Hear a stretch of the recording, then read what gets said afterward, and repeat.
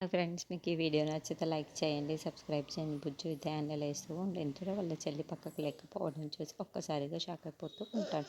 చెల్లేది చెల్లేది అని చెప్పేసి ఏడుస్తూ బయటకు వస్తూ ఉంటాడు. ఇంతలో వాళ్ళ నాన్న దగ్గరికి వెళ్ళి నాన్న అని చెప్పేసి చాలా గట్టిగా అరుచుకుంటూ వెళ్తూ ఉంటాడు. అది చూడగానే అక్కడున్న కేశవ మాత్రం ఏమైంది బుజ్జి, ఎందుకు ఇంత బాధపడుతున్నావు అని చెప్పేసి అంటూ ఉంటాడు. ఆ మాట వినగానే అక్కడున్న బుజ్జి అయితే నాన్న చెల్లి లేదు నాన్న, చెల్లి కనిపించటం లేదు, ఎక్కడికి వెళ్ళిపోయిందా, ఎవరు తీసుకువెళ్ళిపోయారా అని చెప్పేసి అంటూ ఉంటాడు. ఆ మాట వినగానే అక్కడున్న కేశవ అయితే ఏంటి చెల్లి కనిపించటం లేదా, ఎవరు తీసుకువెళ్ళిపోయారు, ఎక్కడికి వెళ్ళిపోయింది అని చెప్పేసి అనుకుంటూ తన కోసం ఊరు మొత్తం గాలిస్తూ ఉంటారు. ఇంతలో ఎక్కడ కనిపించిన వాళ్ళందరూ అడుగుతూ ఉంటాడు.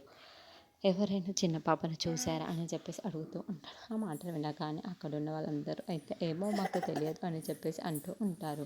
ఆ మాటలు వినగానే అక్కడున్న బుజ్జి అయితే చాలా బాధపడుతూ నాన్న ఇప్పుడు ఎలా నాన్న, చెల్లి కనిపించడం లేదు, నేను చాలా బాధగా ఉంది అని చెప్పేసి అంటాను.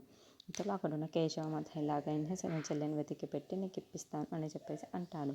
ఆ మాటలు అక్కడున్న బుజ్జి అయితే సరే నాన్న, చెల్లిని త్వరగా వెతుకుదాం పదా నాన్న అని చెప్పేసి అంటూ ఉంటాడు. ఇంతలో రమ్య దగ్గరికి వాళ్ళ అమ్మ వచ్చి ఇదంతా చేసింది నువ్వే కదా అని చెప్పేసి అంటుంది. ఆ మాట వినగానే అక్కడ ఉన్న రమ్య మాత్రం అవును నేనే చేశాను, నాకు ఇంట్లో ప్రశాంతత ఉండాలి అంటే ఆ పాప ఇంట్లో ప్రశాంతత కోసం నేను ఇంట్లో